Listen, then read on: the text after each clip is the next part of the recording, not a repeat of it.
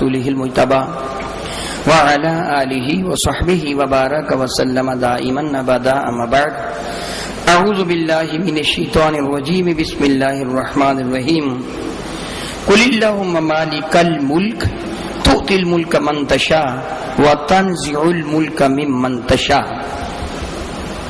اقرار کر لیجئے، یوں عرض کیجئے اے اللہ تعالی مالک الملک، جو تمام ملکوں کا، تمام اختیارات کا بلا شرکت غیر تنہا مالک ہے، جو پوری کائنات کے اختیارات کا بلا شرکت غیر صرف اور صرف تنہا مالک ہے. تؤتی الملک من تشاء، مولا تو جسے چاہتا ہے عزت دے دیتا ہے، اختیار دے دیتا ہے.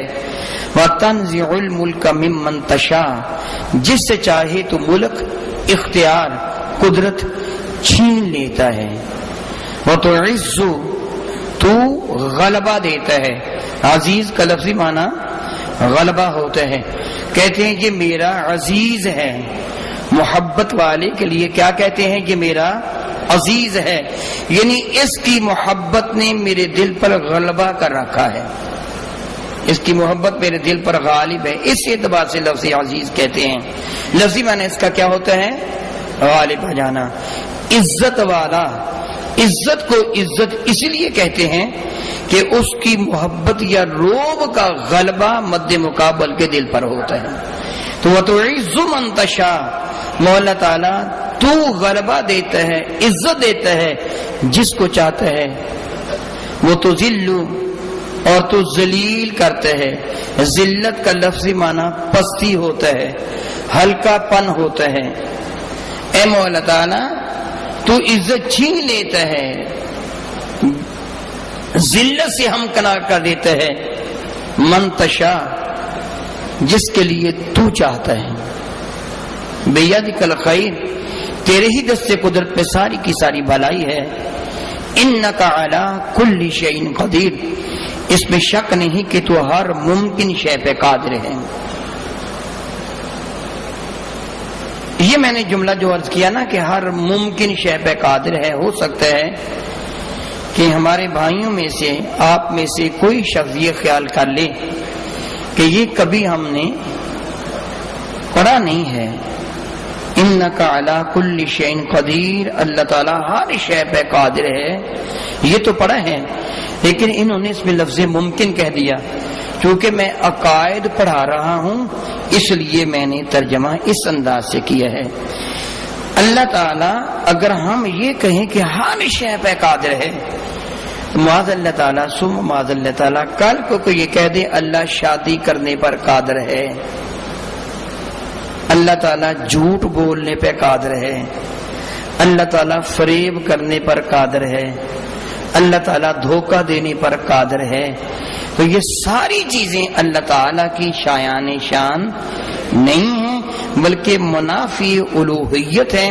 اس لیے میں نے کہا کہ اللہ تعالیٰ کی جانب قدرت کے اعتبار سے اس چیز کی نسبت کی جائے گی جو اللہ تعالیٰ کی شان کے لائق ہے، جو اللہ تعالیٰ کی شان کے لائق ہے. جو چیز اللہ کی شان کے لائق نہیں ہے اس میں اس کو نکال دیا جائے گا. ان اللہ علی کل شیء قدیر میں اس کو نکال دیا جائے گا. وہ لم یلد ولم یولد، وہ یوں کہ معاذ اللہ وہ بچے جننے پر قادر ہے، وہ فلاں چیز پر قادر ہے، فلاں چیز پر قادر ہے، نہیں، یہ مخلوق کے لیے ہے، خالق کے لیے نہیں ہے. تو ان اللہ علی کل شیء قدیر، اللہ تعالی ہر ممکن شے پہ قادر ہے. اس قدرتوں والے رب نے، اس عزتوں والے رب نے، اس اختیارات والے رب نے اپنے بندوں کو کہ جسے رب کائنات نے اپنا خلیفہ قرار، نائب قرار دیا، ان کو بھی اختیارات عطا فرمائے. رب کائنات کے سارے اختیار بھلا کیا ہیں؟ جی آپ ذاتی بھی کہہ سکتے ہیں، حقیقی بھی کہہ سکتے ہیں، لا محدود بھی کہہ سکتے ہیں. یہ ساری کی ساری صفات اللہ تعالیٰ کی ہیں. لا محدود اختیارات ہیں، حقیقی اختیارات ہیں، ابدی سرمدی ہیں، ہمیشہ سے ہے، ہمیشہ کے لیے نہیں ہے. رب کریم کی ساری صفات اور اللہ تعالی کی ذات یہ کیا ہے؟ واجب الوجود. کیا ہے بلا؟ واجب الوجود. اور بندے کی ساری صفات ہے ممکن الوجود. کیا ہے؟ ممکن الوجود. یاد رکھیے یہ میں بار بار صرف اس لیے سمجھا رہا ہوں کہ جب میں بعد میں بات کروں گا تو ہو سکتا ہے کوئی دوست پہلی مرتبہ یہ سیڑھی سنے اسے پتہ نہ چلے کہ یہ کیا ہے یا کیا نہیں، اس لیے میں یہ دوبارہ واضح کر رہا ہوں. ممکن الوجود کیا ہوتے ہیں؟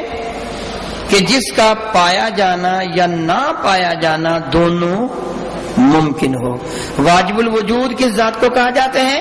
کہ جس کا پایا جانا واجب ہو، جس کا انکار کفر ہو. جس کا پایا جانا واجب ہو. اگر ایک آدمی کے لیے آپ یہ کہہ سکتے ہیں کہ اس کو نظر آتا تھا، کل تک وہ بینا تھا، آج نابینا ہو گیا، یہ دونوں چیزیں ممکن ہیں کہ وہ بینا ہو، یہ بھی ممکن ہے نابینا ہو سکتا ہے آج کا نابینا کل کا آنکھوں والا بن جائے، یا کل کا نابینا کل کا بینا آج کا اندھا بن جائے. حضرت عثمان بن حنیف رضی اللہ تعالیٰ عنہ فرماتے ہیں ہم بارگاہ رسالت مآب میں حاضر تھے، ایک ضریر البصر ایک اندھا آیا، اس نے بارگاہ رسالت مآب صلی اللہ علیہ وسلم نے عرض کیا اے اللہ کے نبی میں نابینا ہوں، میں اندھا ہوں، رب کائنات سے دعا کیجئے اللہ تعالیٰ مجھے بینائی عطا فرما دی. میرے اور آپ کے آقا رسول بن ارشاد میں تو چاہے تو صبر کر، اللہ تعالیٰ کے دربار مقدس میں اس کا اجر عظیم ہے، چاہے تو میں تجھ کو دعا بتا دیتا ہوں. اس سے عرض کیا یا رسول اللہ علیہ وسلم آپ مجھے دعا بھی ارشاد فرما دیجئے. میرے آقا نے ارشاد فرمایا یوں کرو مسجد میں چلے جاؤ، یا مسجد نبی شریفہ میں ہی تشریف فرماتے، فرمایا کہ 2 رکعت نماز نفل ادا کر اور اس کے بعد دعا مانگا اللہم انی اسألک وتوجہتک بک بنبیک محمد النبی الرحمت. سادہ سے لفظوں میں اس پوری دعا کا مفہوم یہ بنتا ہے کہ اے اللہ تعالیٰ میں تیرے دربار مقدس میں حاضر ہوں اور تیرے دربار مقدس میں دعا مانگتا ہوں تیرے اس نبی کے صدقہ سے جن کو تو نے سراپا رحمت بنا کے بھیجا ہے. یا رسول اللہ علیہ السلام میں آپ کے دربار مقدس میں اپنی گزارش پیش کرتا ہوں کہ اللہ تعالیٰ کے دربار مقدس میں میرے لیے دعا فرما دیجئے. اے اللہ تعالیٰ میرے حق میں اپنے نبی کی دعا کو قبول فرما کر مجھے شفا دے دے. یہ مفہوم بنتا ہے اس دعا کا. میں نے ترجمہ نہیں عرض کیا، مفہوم عرض کیا ہے. عثمان بن حنیف کہتے ہیں رسول مرشد رحمت عالم نے یہ دعا اسے سکھلائی، وہ چلا گیا. فرماتے کہ اللہ کی قسم ہم اٹھنے بھی نہ پائے تھے، وہ آنکھوں والا بن کر آ بھی گیا. تو یہ چیز ممکن ہے کہ کوئی پہلے نابینا ہو پھر بینا ہو جائے، یہ بھی ممکن ہے پہلے کوئی بینا ہو پھر نابینا ہو جائے. یہ انسان کی صفات ممکن ہیں، واجب نہیں ہیں، جبکہ اللہ کی ساری صفات واجب ہیں. اللہ کی ساری صفات واجب ہیں. مخلوق کے اندر یہ صفات خالق نے پیدا کی ہیں، جبکہ خالق کی صفات ابدی ہیں، سرمدی ہیں، ہمیشہ سے ہیں، ہمیشہ کے لیے ہیں.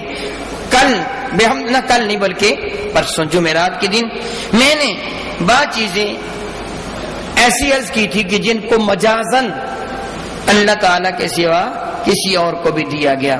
ہم اس کے لیے کون سا لفظ استعمال کرتے ہیں؟ مجاز کا. کون سا؟ مجاز کا لفظ استعمال کرتے ہیں. تو آپ نے کچھ سماعت فرمایا تھا، مزید سماعت فرمائیے گا بحمدللہ رب العالمین. آپ کو یاد ہوگا کہ آپ نے یہ سنا تھا کہ رب کائنات جل مجد الکریم بھی رؤوف الرحیم ہے، ہمارے نبی بھی رؤوف الرحیم ہے. حوالہ نقل کر لیجئے. آپ نے پہلے کتنے حوالے نقل کیے ہیں بلا؟ جی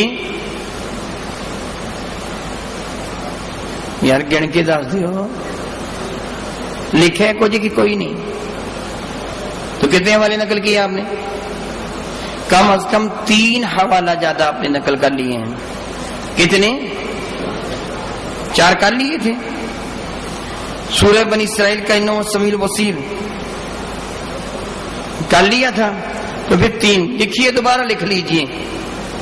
سورہ آل عمران آیت 6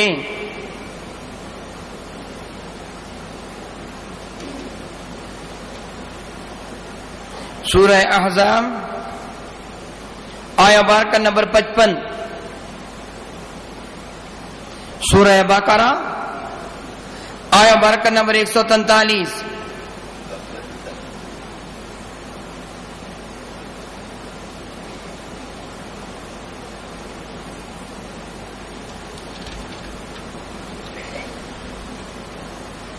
جو پہلا آپ نے حوالہ لکھا تھا وہ ہے اللہ تعالیٰ کے مصور ہونے کے اعتبار سے.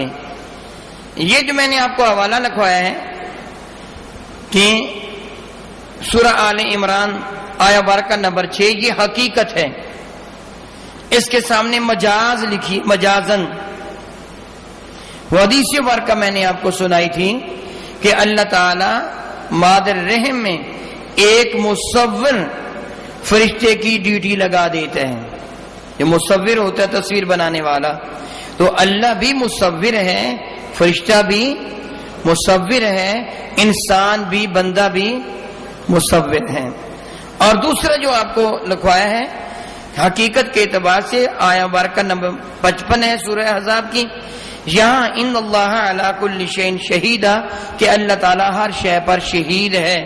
اور اس کو مجازن جو سورہ بقرہ کی آیت بارکہ نمبر 143 میں وَكَذَلِكَ جَعَلْنَاكُمْ أُمَّةً وَسَطًا لِتَكُونُوا شُهَدَاءَ عَلَى النَّاسِ وَيَكُونَ الرَّسُولُ عَلَيْكُمْ شَهِيدًا.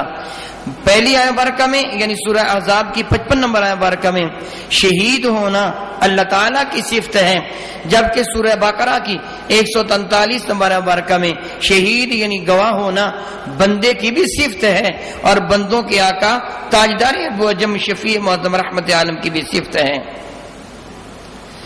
یہ سوال کیا ہے اس دوست نے کہ واجب کا مطلب کیا ہے؟ آپ جانتے ہیں واجب کا مطلب کیا ہے؟ جی ضروری. ماشاءاللہ، واجب کا مطلب کیا ہے؟ ضروری.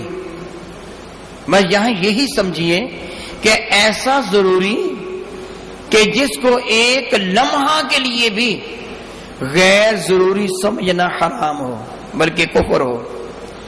اللہ کی سماعت ہر وقت ہر لحظہ بغیر کیفیت کے ضروری ہے.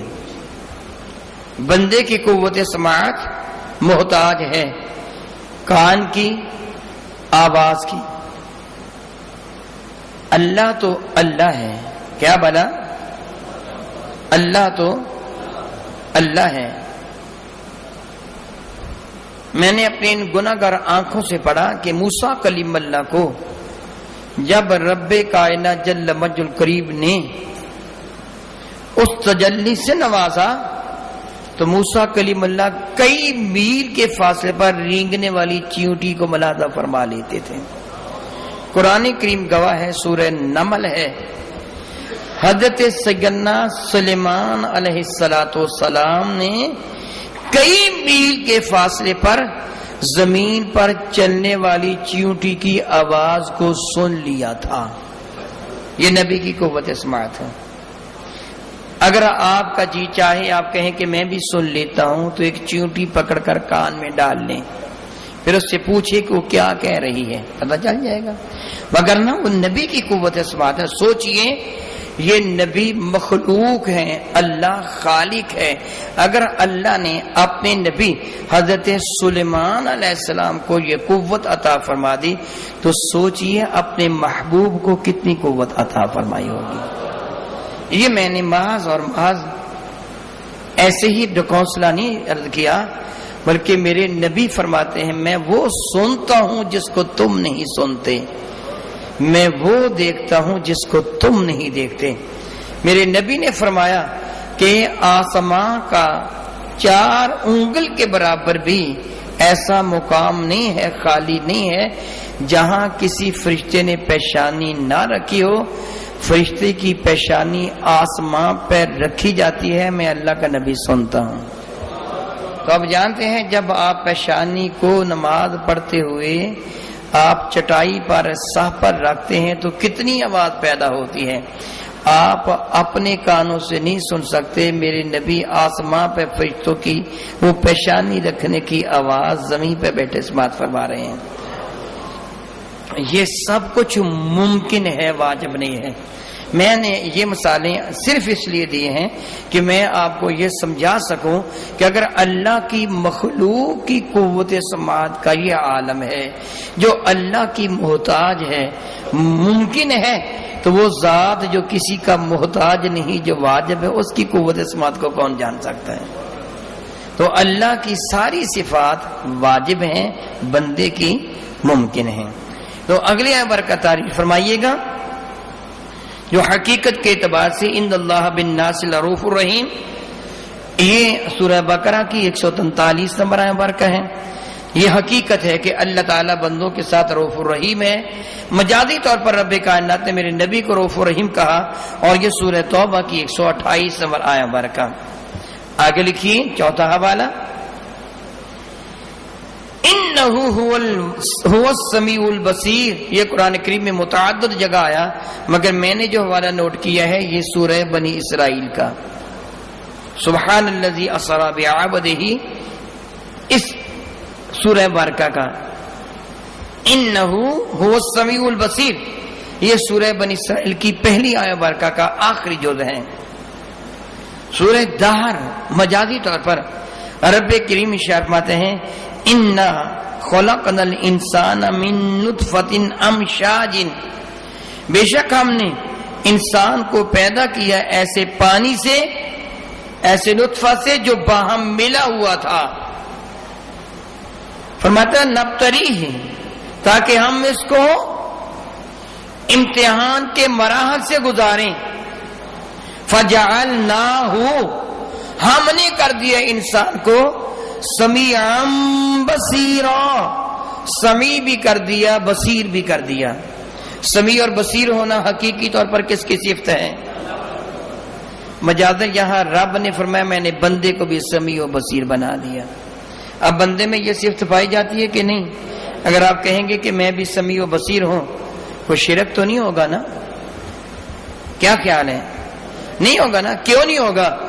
اس لیے کہ آپ سمجھتے ہیں میری سماعت و بصارت محدود ہے، عطائی ہے، ممکن ہے، میں بہرا بھی ہو سکتا ہوں، میری شنوائی تیز بھی ہو سکتی ہے، یہ سب ممکن ہے، لیکن اللہ کی وہ ذات ہے کہ جس کی صفت واجب ہے۔ اگلا 5 نمبر حوالہ نقل کیجئے، حقیقت اللہ یتوفی الانفس حین موتها والتی لم تمت فی منامها، سبحان اللہ، اللہ یتوفی الانفس، اللہ ہی کسی نفس کو موت دیتا ہے۔ کون فوت کرتا ہے؟ موت کون دیتے ہیں؟ زندگی کون دیتے ہیں؟ موت و حیات اللہ کے ہاتھ میں ہے۔ جو کہ یہ کہے گا نا میرے ہاتھ میں ہے تو کیا ہو جائے گا؟ کافر ہو جائے گا۔ جس طرح نمرود نے کہا تھا، نمرود کا یہ کہنا یہ تھا کہ میں اس چیز پر ذاتی طور پر قادر ہوں، چاہوں تو موت دوں، چاہوں تو زندہ رکھوں۔ حضرت عیسیٰ نے بھی فرمایا تھا میں زندہ کرتا ہوں، مگر کس طرح؟ اللہ کے حکم سے، کہ میری یہ صفت عطائی ہے، ذاتی نہیں ہے۔ اس لیے عیسیٰ علیہ السلام کا قول عین ایمان ہے، نمرود کا قول کفر ہے۔ کون موت دیتا ہے؟ اللہ یتوفی الانفس حین موتها، جب کوئی نفس مرتا ہے تو اس کو اللہ ہی مارتا ہے۔ یہ ہے حقیقت۔ مجاز لکھیے، سورہ سجدہ ہے، آیا بارکہ نمبر 11 ہے۔ رب کریم فرماتا ہے کل، محبوب اعلان کر دیجئے، یتوفاکم ملک الموت، تم کو مارتا ہے موت کا فرشتہ۔ کون مارتا ہے؟ حقیقتاً کون مارتا ہے؟ اللہ نے مجازن موت کے فرشتوں کے لیے فرمایا یتوفاکم، وہ تم کو مارتا ہے۔ پہلے فرمایا تھا اللہ یتوفا، اللہ مارتا ہے، یہاں فرمایا موت کا فرشتہ مارتا ہے۔ تو معاذ اللہ تعالیٰ کیا یہ شرک ہو جائے گا؟ کیا ہوگا؟ وہ مجاز، وہ حقیقت. بس میں حقیقی طور پر اللہ، مجازی طور پر فرشتہ. 6 نمبر حوالہ لکھیے گا. اور رب کائنات جل مجد الکریم ارشاد ذیشان فرماتے ہیں الحمدللہ رب العالمین. کیا معنی بنتے ہیں؟ ساری خوبیاں، ساری خوبیاں، ساری عظمتیں کس کے لیے ہیں؟ اللہ کے لیے. اور اللہ نے میرے نبی کا نام کیا رکھا؟ محمد. ساری حمد اللہ کے لیے. میرے نبی کیا ہیں؟ محمد. معنی اس کا کیا بنتے ہیں؟ صلی اللہ علیہ وسلم الذی یحمد حمدا بعد حمد. ایسی ہستی جس کی حمد پر حمد ہوتی رہے، جس کی حمد پر حمد ہوتی رہے. حمد کس کی ہوتی ہے؟ اللہ کی. تو محمد کا معنی کیا؟ جن کی حمد پر حمد ہوتی رہے. تو یہ نام کس نے رکھا ہے میرے نبی کا؟ اللہ خود حامد ہے، میرے نبی کو محمود بنا دیا. اللہ محمود ہے، میرے نبی حامد ہے. اللہ میرے نبی کی نعت بیان کرتا ہے، میرے نبی میرے اللہ کی حمد بیان کرتے ہیں. گویا اللہ حامد بھی ہے، محمود بھی ہے. میرے نبی بھی حامد بھی ہیں، محمود بھی ہیں. وہ محمد بھی، احمد بھی، محمود بھی. اس نے مطلق کے طالب بھی، مطلوب بھی، علم و حکمت میں وہ لا محدود بھی، ظاہراً امیوں میں اٹھائے گئے. یہ ساری کی ساری صفات. بلکہ میرے آقا کو رب کریم فرماتا عسا ان یبعثک ربک مقاما محمودا. قرآن کریم ہے، سورہ بنی اسرائیل شیفہ ہے. رب کیا فرماتا ہے؟ ان قریب آپ کا رب آپ کو مقام محمود، مفعول کا صیغہ ہے. حامد، حمد کرنے والا. محمود، جس کی حمد کی گئی. رب فرماتا محبوب مقام محمود عطا کروں گا، پوری کائنات تیری حمد کرے گی. حالانکہ حمد کے لائق کون سی ہستی ہے؟ اللہ کی حمد حقیقتاً ہے، میرے نبی کی حمد مجازن ہے. اب کوئی یہ کہہ دیں، آپ کھڑے ہو کہیں اب میں حمد بیان کرتا ہوں، آپ نعت مصطفیٰ پڑھ دیں، غلط تو نہیں ہوگا؟ یہ بھی تو حمد ہے نا. حضور کا تو نام ہی محمد ہے صلی اللہ علیہ وسلم، کہ جن کی حمد پر حمد ہوتی چلی جاتی ہے. قیامت کو مقام محمود عطا کیا جائے گا جب میرے نبی کے فرق ناز پر تاج شفاعت سجایا جائے گا. تب ہر کوئی کہے گا میری بھی شفاعت کیجئے، میری بھی شفاعت کیجئے. آپ تو بہت عزت والے ہیں. ہر کوئی میرے نبی کی حمد کرے گا، حالانکہ لائق حمد ہستی اللہ کی ہے. سمجھ گئے نا حقیقت اور مجاز کو؟ یہ سب میں اپنی طرف سے کہہ رہا ہوں یا قرآن و حدیث میں ہے؟ اگر میں اپنی طرف کہوں، اپنی طرف سے کہوں تو آپ کو حق نہیں بلکہ فرض بھی ہوگا. یہ میں نہیں کہتا کہ آپ کو حق حاصل ہے، بلکہ آپ کا فرض بھی ہوگا آپ مجھے ٹوکیے کہ یہ قرآن میں کہا ہے، یہ حدیث میں کہا ہے. اگلا حوالہ نقل فرمائیے گا. یہی لکھ لیجئے گا الحمدللہ رب العالمین. ساری حمدیں اس اللہ کے لیے ہیں جو کائنات کا کیا ہے؟ کائنات کا رب ہے. رب کون ہے؟ اللہ تعالی. رب کون ہے؟ اللہ تعالی. ملاحظہ فرمائیے سورہ یوسف آیا مبارکہ نمبر 23 لکھ لیجئے. سورہ یوسف ہے، آیا مبارکہ نمبر 23 ہے. لکھ ضرور لیجئے. ممکن ہے میرے دوست جن کی ڈیوٹی سوالات بنانے پہ لگائی گئی ہے وہ ایسا کوئی سوال کر دیں، حقیقت اور مجاز کی 1 یا 2 آیتوں کے نمبر دے دیجئے، لکھ دیجئے، اور پھر آپ کو تلاش کرنا پڑے گا. لکھ لیجئے پہلے. جی مجازن کیا ہے، حقیقتاً کیا ہے؟ کائنات کا رب کون ہے؟ اللہ. مجازی طور پر سنیے، حضرت سیدنا یوسف علی نبینا علیہ الصلوۃ والسلام کو جب عزیز مصر کی بیوی نے بہکانے کی کوشش کی تو حضرت سیدنا یوسف علیہ الصلوۃ والسلام کا جواب کیا تھا؟ قال، آپ نے فرمایا معاذ اللہ، اللہ کی پناہ، میری توبہ، انہ ربی احسن مثواي، بے شک جو میرا آقا تیرا خامد ہے میری بڑی اچھی پرورش کرتا ہے، میرا بڑا خیال کرتا ہے۔ انہ لا یفلح الظالمون، اس میں شک نہیں کہ ظالم کبھی کامیابی کامرانی سے ہمکنار نہیں ہوتے، کبھی کامیاب نہیں ہوتے، ناکام ہو جایا کرتے ہیں۔ حضرت یوسف علیہ السلام نے کیا فرمایا؟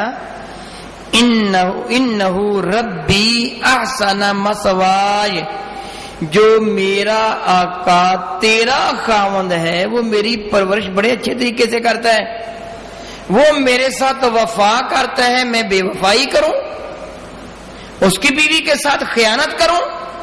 ایسے نہیں ہوگا، یہ ظلم ہے اور ظالم کبھی بھی کامیاب نہیں ہوتا۔ یہاں ربی حضرت یوسف نے کس کو رب فرمایا ہے؟ جی عزیز مصر کو۔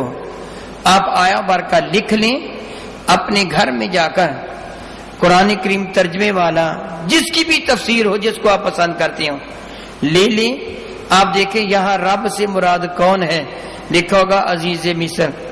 پھر حضرت سیدنا یوسف علیہ السلام کو قید خانہ میں ڈال دیا گیا۔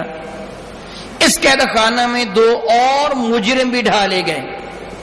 حضرت یوسف مجرم نہیں تھے، دو ملزم ڈالے گئے، جن میں سے ایک مجرم تھا، ایک ملزم تھا۔ مجرم اور ملزم میں فرق کو آپ جانتے ہیں نا؟ مجرم جرم کرنے والا، ملزم جس پر جرم کا الزام ہو، جس پر جرم کا الزام، اسے کیا کہتے ہیں؟ ملزم۔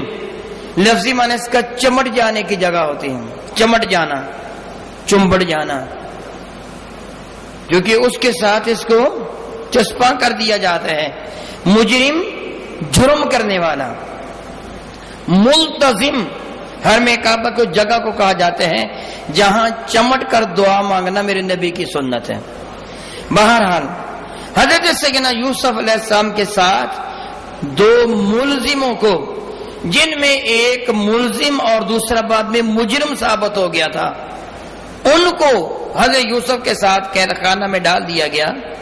ان میں ایک وہ تھا جو بادشاہ کو پانی پلانے والا تھا، ایک وہ تھا جو بادشاہ کو روٹی کھلانے والا تھا، اس کے مطبخ یعنی اس کے کچن کا جو سربراہ تھا۔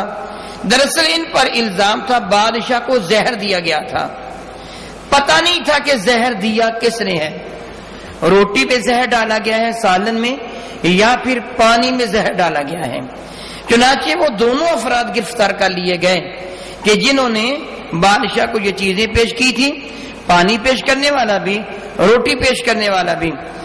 جب یہ دونوں پیش کیے گئے تو ان دونوں ایک دن حضرت یوسف سے یہ عرض کیا کہ اے یوسف، تو ہمیں ایک اچھا بندہ معلوم ہوتا ہے، ہمیں خواب آیا ہے، اس خواب کی تعبیر بتا۔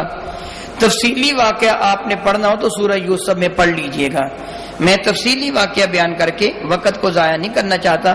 معاذ اللہ تعالیٰ یہ نہ سمجھیے کہ اس واقعہ کا بیان کرنا وقت کا ضیاع ہے، معاذ اللہ تعالیٰ سے معاذ اللہ، واقعہ کا بیان کرنا وقت کا ضیاع نہیں ہے۔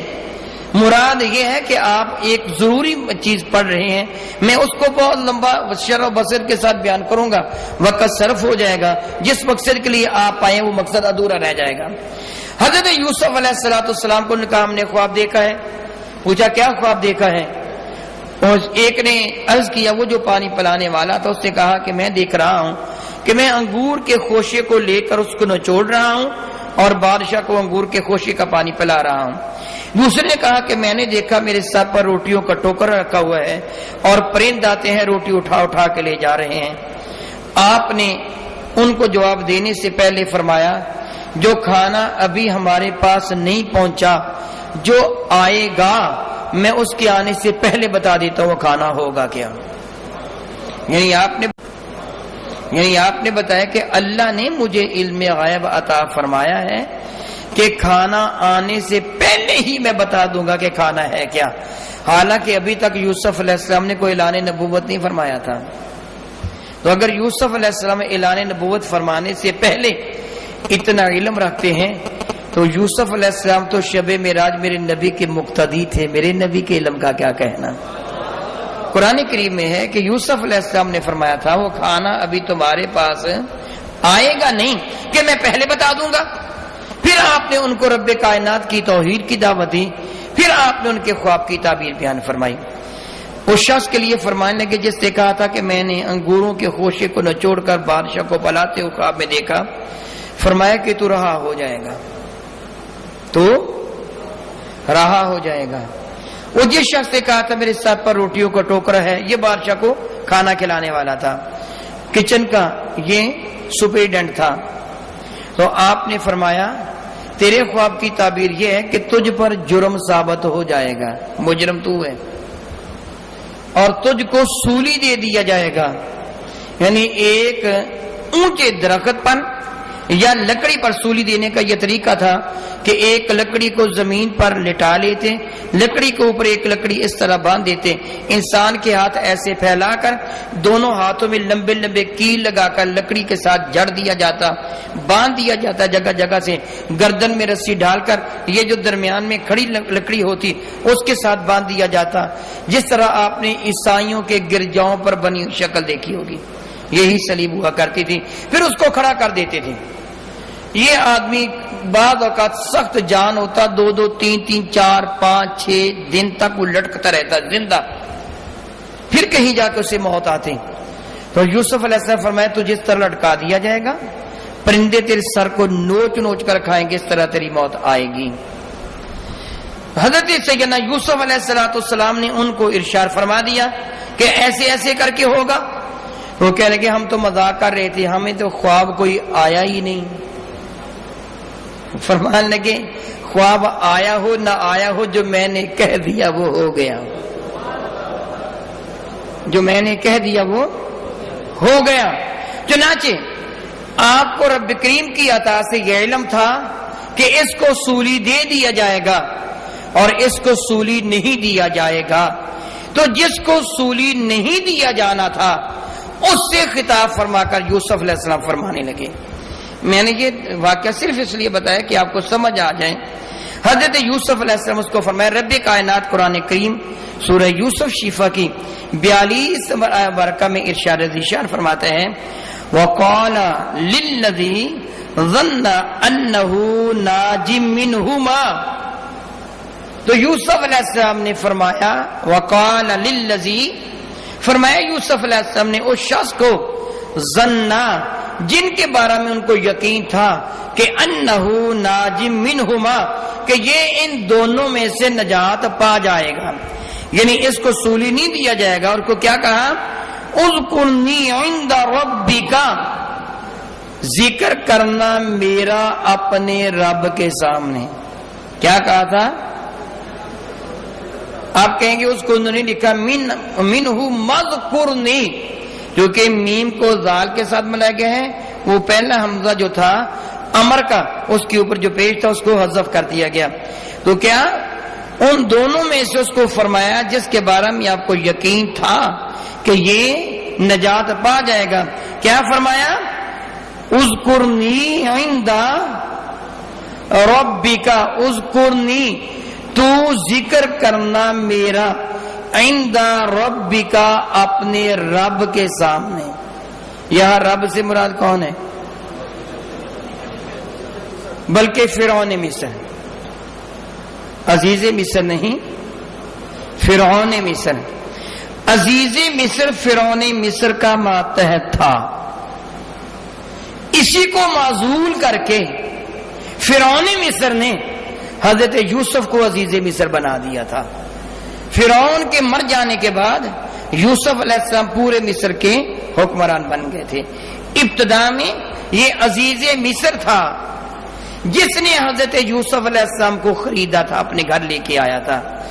عزیز مصر کی بیوی زلیخا نے یوسف علیہ السلام پر الزام لگایا تھا. فرعون مصر عزیز مصر کا آقا تھا. وہ جس کو زہر دیا گیا تھا وہ عزیز مصر نہیں تھا، فرعون مصر تھا.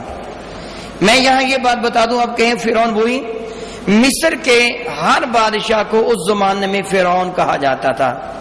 ہمارے بادشاہ کو کیا کہتے ہیں؟ صدر. کیا کہتے ہیں؟ صدر. جو انگریزوں کے ہاں بادشاہ اس کو کنگ کہتے ہیں، ایسے ہے نا.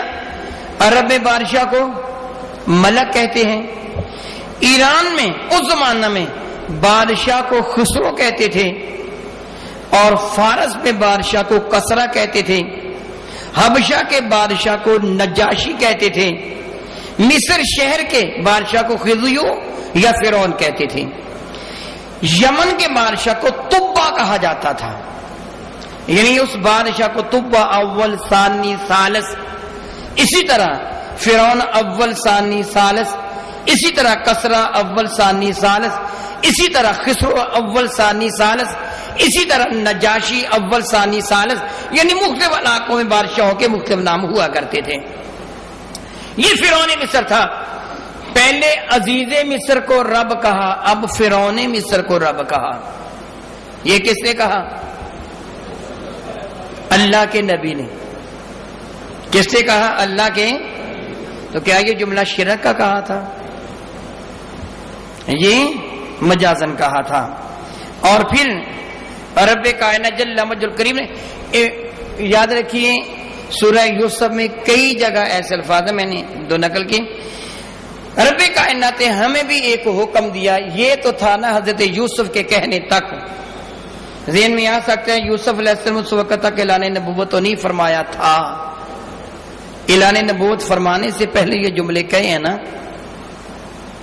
اللہ تعالیٰ نے مجھے بھی اور آپ کو بھی، سارے ایمان والوں کو، خواتین و حضرات کو حکم دیا.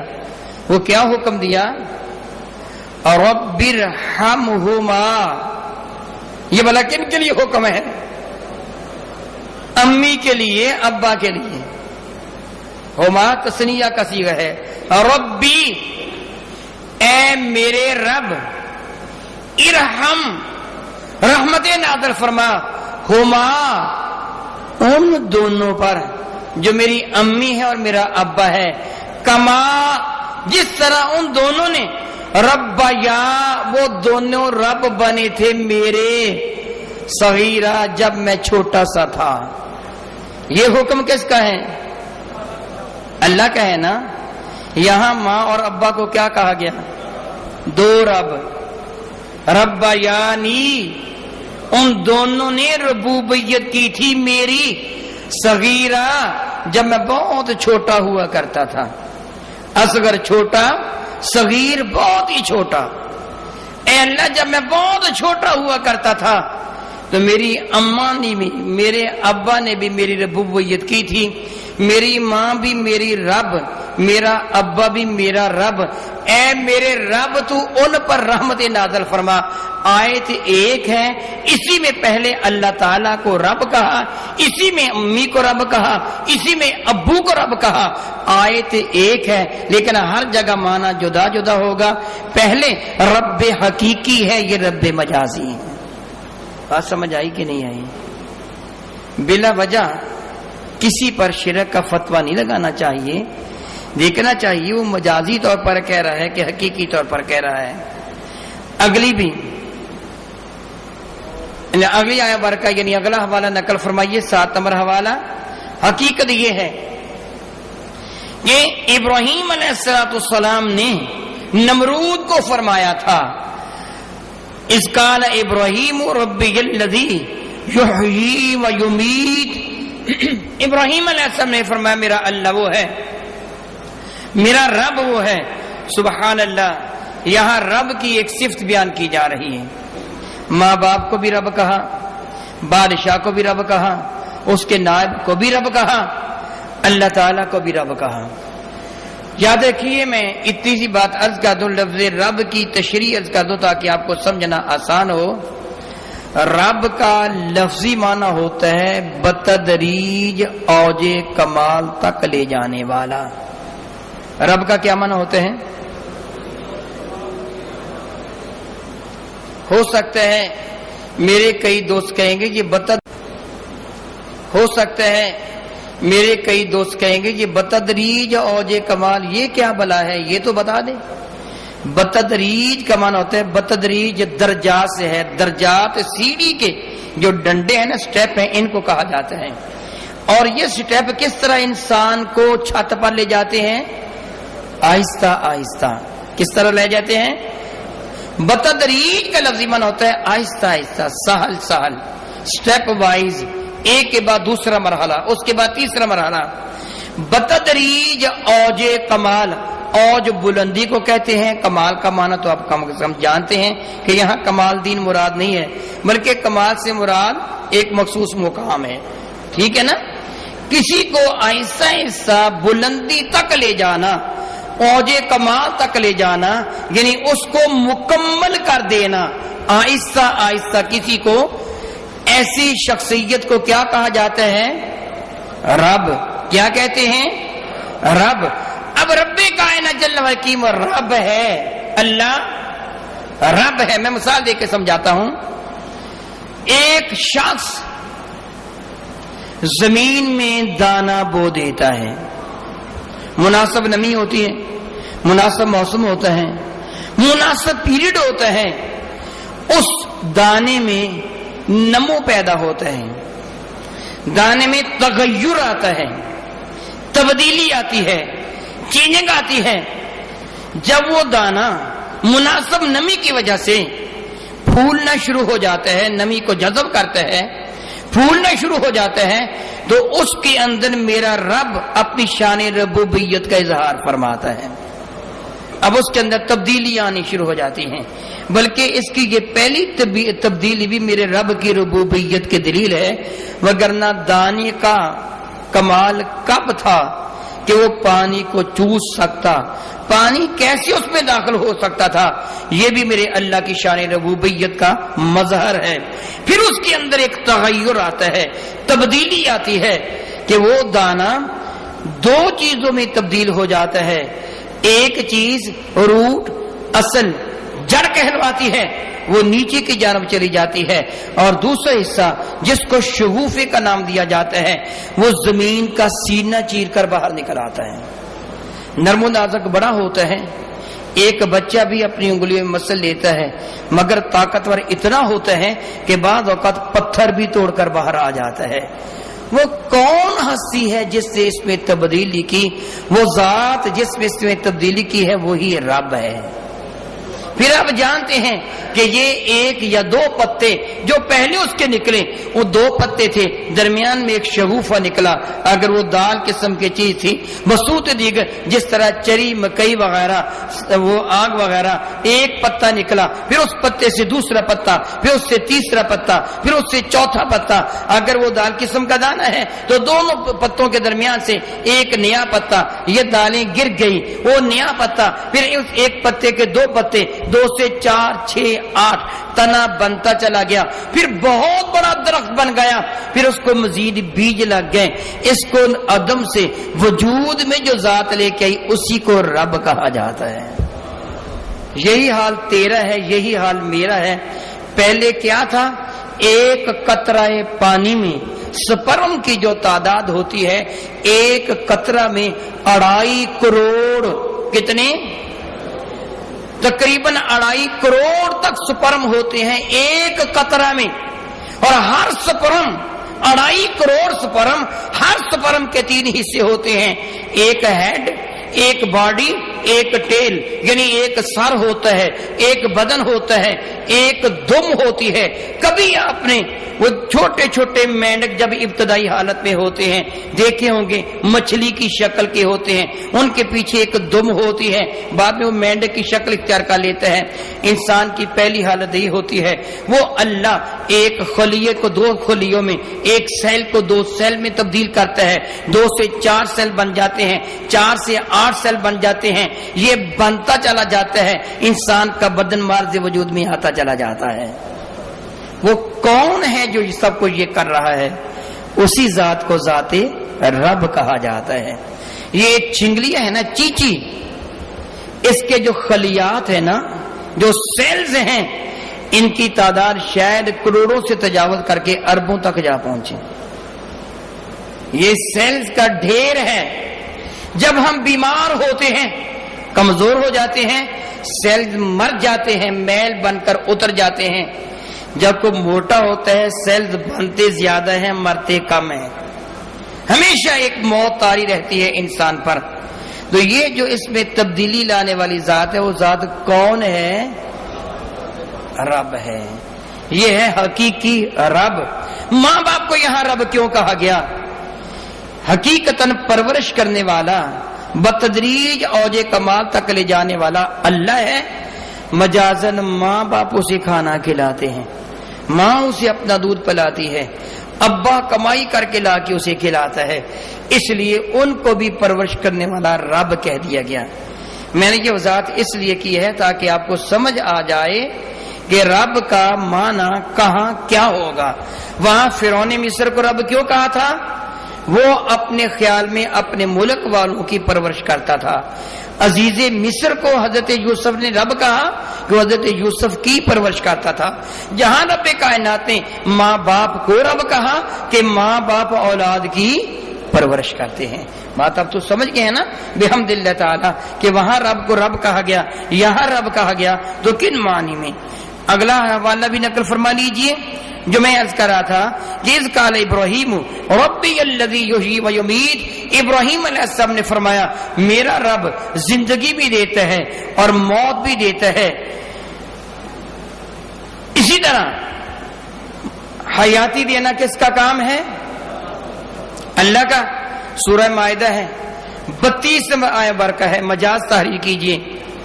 ومن احیاہا فکأنما احیا الناس جميعا، اللہ فرماتا ہے جس نے ایک کو زندہ کیا گویا اس نے پوری انسانیت کو زندہ کر دیا۔ جس نے ایک کی جان بچائی گویا اس نے پوری انسانیت کی۔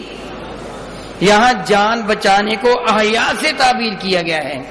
رب کی من احیاہا، جس نے اس کو زندہ کیا، فکأنما، گویا کہ اس نے احیا الناس جميعا، سارے انسانوں کو زندہ کر دیا۔ تو زندہ کرنا کس کی صفت ہے؟ یہاں رب کائنات نے کس کی جانب منسوب کیا؟ بندے کی طرف۔ یہاں کس کی جانب؟ اللہ حقیقی طور پر زندگی دینے والا ہے، بندہ مجازی طور پر زندگی دینے والا ہے۔ اسی طرح حضرت سیدنا عیسیٰ علیہ السلام کا وہ ارشاد ذیشان میں قبل ازیت کر چکا ہوں، تحریر کر لیجئے حوالہ سورہ آل عمران آیا برکہ نمبر 49 ہے۔ عیسیٰ علیہ السلام نے اپنی قوم کو فرمایا کہ انی اخلق لکم من الطین کہیۃ الطیر فانفخوا فیہ فیکون طیرا باذن اللہ، میں اس میں پھونک مارتا ہوں ایک مٹی کا پرندہ بنا کر۔ انی اخلق لکم، میں تخلیق کرتا ہوں واسطے تمہارے، اخلق میں تخلیق کرتا ہوں۔ تو خالق کون ہے؟ حضرت عیسیٰ کیا کہہ رہے ہیں؟ میں خالق ہوں، میں تخلیق کرتا ہوں۔ اللہ حقیقی طور پر خالق ہے۔ عیسیٰ علیہ السلام نے آپ کو مجازی طور پر کہا تھا میں بناتا ہوں۔ من الطین، طوا کے ساتھ مٹی، گیلی مٹی، تا کے ساتھ تین ہو تو مانا ہوتا ہے انجیر، تا کے ساتھ تین ہو، حروف مستعلیہ نہیں ہے تا، لیکن اگر اس میں استعلا لیں گے طین کہیں گے تو مانا کیا بن جائے گا؟ مٹی۔ تین کا کھانا تے کے ساتھ یہ سنت ہے اور طین کا کھانا ناجائز ہے، ٹھیک ہے نا؟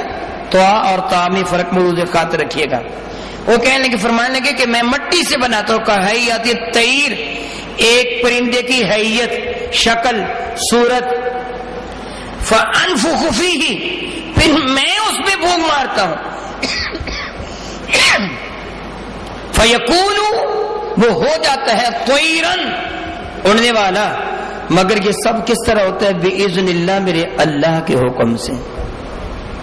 میں مجازی طور پر کرتا ہوں، میرا اللہ اسے حقیقی زندگی دے دیتا ہے۔ وَأُبْرِئُ الْأَكْمَحَ، میں شفا دیتا ہوں مادرزاد اندھے کو، والابرص کوڑی کو، وأحيي الموتى میں زندہ کرتا ہوں مردوں کو، بإذن اللہ اللہ کے حکم سے۔ یہ ساری کی ساری چیزیں کیا ہیں؟ یہ ساری چیزیں کیا ہیں؟ مجاز ہیں۔ حقیقت میں شفا کون دیتا ہے؟ حقیقت میں بینائی کون دیتا ہے؟ کوڑی کو کون شفا یاب کرتا ہے؟ اندھے کو کون آنکھیں دیتا ہے؟ مردے کو کون زندہ کرتا ہے؟ حقیقت میں اللہ۔ مجازن عیسیٰ علیہ السلام نے ان باتوں کی نسبت اپنی جانب فرمائی ہے، مجازن باتوں کی نسبت اپنی جانب فرمائی ہے، اور یہ جملے معاذ اللہ کفر نہیں ہیں۔ آگے ایک اور حوالہ نقل کر لیجیے۔ حقیقت سورہ القصص ہے، آیا برکہ نمبر 56 ہے۔ رب کائنات فرماتے ہیں انک لا تہدی من احببت ولکن اللہ یہدی من یشاء۔ محبوب انک لا تہدی، بے شک آپ اسے ہدایت نہیں دیتے، من احببت جسے آپ پیار کرتے ہیں، بلکہ ولکن اللہ یہدی من یشاء، لیکن اللہ تعالیٰ جسے چاہتا ہے ہدایت دے دیتا ہے۔ یعنی جسے آپ پیار کرتے اسے ہدایت آپ نہیں دیتے۔ ہدایت کون دیتے ہیں؟ اللہ۔ میرے نبی تو سب سے پیار کرتے تھے، پھر کوئی کافر رہتا ہی نہ، ایسے ہے نا؟ وہ بدترین کافر جو میرے آقا پر پتھر پھینکتے تھے، راہ میں کانٹے بجاتے تھے، میرے نبی تو ان کے ساتھ بھی پیار فرماتے تھے۔ تو اللہ فرماتا ہے جس سے آپ پیار فرماتے ہیں اسے ہدایت آپ نہیں دیتے، بلکہ ہدایت اللہ دیتا ہے کہ وَهُوَ أَعْلَمُ بِالْمُهْتَدِينَ، وہ جانتا ہے ہدایت یافتوں کو کس کو ہدایت دینی ہے کس کو نہیں دینی ہے۔ یہ کیا ہے؟ حقیقت ہے۔ ہدایت کس کے ہاتھ میں ہے؟ اللہ کے ہاتھ میں ہے۔ اب بطور مجاز ہادی کون ہے؟ حقیقت میں ہادی ہدایت دینے والا کون ہے؟ اللہ۔ ہادی کون ہے؟ اللہ۔ میرے نبی کو رب کائنات فرماتا ہے، سورہ شورا ہے، آیا بارکہ نمبر 52، 50 اور 2۔ رب کریم فرماتا ہے محبوب علیہ السلام وَإِنَّكَ لَتَهْدِي إِلَى صِرَاطٍ مُسْتَقِيمٍ، محبوب تم ہی تو صراط مستقیم کی ہدایت دیتے ہو۔ پہلے کیا فرمایا؟ آپ ہدایت نہیں دیتے، یہاں کیا فرمایا؟ آپ ہدایت دیتے ہیں۔ وہاں حقیقت ہی، یہاں مجاز ہے کہ جس کو ہدایت ملتی ہے وہ آپ کے وسیلے سے ملتی ہے، گویا آپ اسے ہدایت دیتے ہیں۔ میرے بھائی، یہ چند آیات مبارکہ جو میں نے آپ کی خدمت میں عرض کی ہیں، آپ کو یقین ہو گیا ہوگا، پتہ چل گیا ہوگا کہ حقیقت اور مجاز میں کتنا زیادہ فرق ہے۔ اگر ہم اس فرق کو ملوز خاطر نہ رکھیں گے تو پھر حالات گڑبڑ ہو جائیں گے۔ کیا ہو جائے گا حالات؟ کچھ لوگوں نے جب سیدنا علی مرتضیٰ کرم اللہ حکیم نے، یہ بات بھی آپ کے غور سے سننے کے لیے ہے، حضرت علی مرتضیٰ نے جنگ کو ختم کرنے کے لیے اپنے سپاہیوں کی خواہش کے مطابق، حضرت علی نہیں چاہتے تھے مگر آپ کے فوجیوں نے آپ کو مجبور کیا تھا کہ حضرت معاویہ نے چونکہ حکمین کا مطالبہ کیا ہے، قرآن کریم کو نیزوں پر اٹھا لیا تھا کہ قرآن کے ذریعے سے فیصلہ کریں گے جنگ کے دوران، تو حضرت علی مرتضیٰ نے فرمایا تھا کہ ایسے نہیں ہوگا، مگر آپ کے فوجیوں نے آپ کو مجبور کیا، جی وہ کہتے قرآن کے مطابق فیصلہ ہو تو کر لو۔ تو حضرت علی اپنے فوجیوں کی بات مان کر آپ نے اپنی جانب سے ایک شخص کو حکم بنایا تھا جن کا نام تھا حضرت سیدنا ابو موسیٰ الاشعری۔ حضرت معاویہ نے اپنی جانب سے حکم بنایا تھا جن کا نام تھا عمر ابن العاص۔ فیصلہ یہ ہوا تھا کہ یہ دونوں بیٹھ کر باہم مشورہ کریں گے، پھر جو فیصلہ کریں گے دونوں قبول کر لیں گے، یہ معاہدہ ہوا تھا۔ تو جب آپ نے ان حکمین کا تعین فرمایا تو آپ کے فوجیوں میں سے ایک بڑا دستہ یہ کہہ کر جدا ہو گیا تھا کہ ان الحکم الا للہ، حکم تو صرف اللہ کا ہے، علی تو نے حکمین تسلیم کر کے شرک کیا ہے، تو دائرہ اسلام سے خارج ہو گئے ہیں کہ تو نے غیر اللہ کو حکم مان لیا، اس لیے ہم تجھ سے علیحدہ ہوتے ہیں۔ ان کو خارجی کہا جاتا ہے۔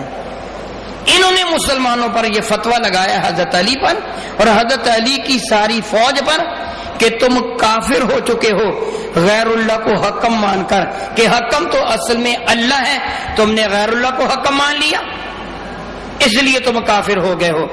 تو حضرت علی مرزا نے فرمایا آیت تو صحیح پڑھتے ہیں لیکن اس کا ترجمہ غلط کرتے ہیں، آیت تو صحیح پڑھتے ہیں، اس لیے بلا وجہ کسی مسلمان کو مشرک نہیں کہا جائے گا۔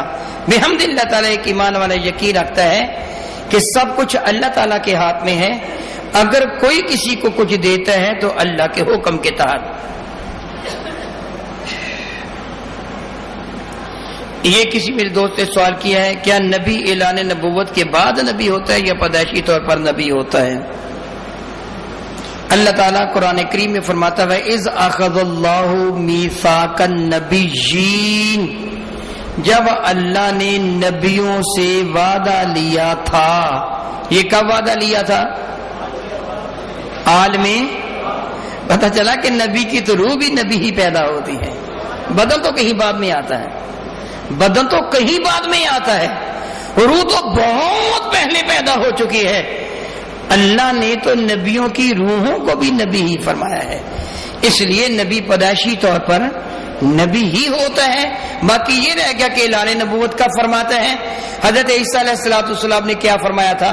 حضرت مریم کی گود میں تھے، جب حضرت عیسیٰ علیہ السلام کی ماں پر اعتراض کیا گیا تو آپ نے حضرت عیسیٰ نے ماں کی گود میں، عمر کتنی تھی حقیقت سے اللہ تعالیٰ واقف ہے، حضرت سیدہ مریم اپنے اس معبد خانہ سے یعنی بیت المقدس سے نکل کر بیت اللحم، عربی زبان کا لفظ ہے، اردو میں ہم اس کو مذبح خانہ، پنجابی میں بچڑ خانہ کہیں گے، یہاں جانوروں کو ذبح کیا جاتا ہے، وہاں چلی گئی تھی، وہاں حضرت عیسیٰ کی ولادت ہوئی، گود میں لے کر واپس آئی، قوم کے سوال کے جواب نے آپ نے اشارہ کر دیا حضرت عیسیٰ کی جانب، قوم والوں نے کہا ہمارا مذاق اڑاتی ہے، ابھی بچہ جنا ہے لے کے آئی ہے، کہتی اس سے پوچھ لو۔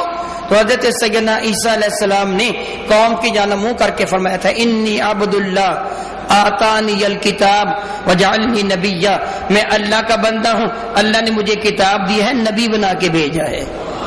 اب انہوں نے پیدائش کے وقت ہی اعلان کر دیا میں اللہ کا نبی ہوں، تو یہ اللہ کی مرضی ہے کہ کس نبی کو کب اجازت دیتا ہے۔ میرے نبی کو اجازت دی 40 سال کے بعد کہ اعلان کرنا ہے، حضرت عیسیٰ کو پیدا ہوتے حکم دیا بھی تم اعلان کر دو، یہ رب کی مرضی ہے۔ فرعون، رعونت کا معنی حماقت ہوتا ہے، رعونت کا معنی کیا ہوتا ہے؟ حماقت ہوتا ہے۔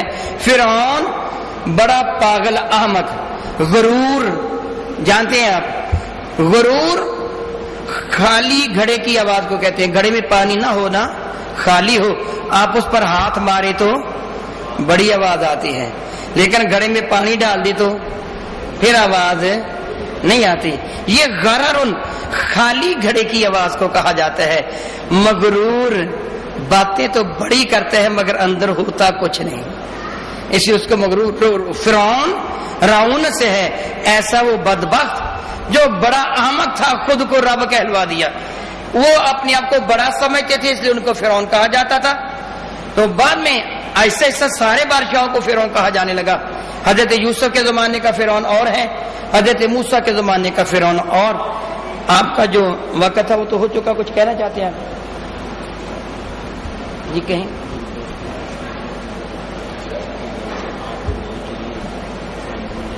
لے لیں۔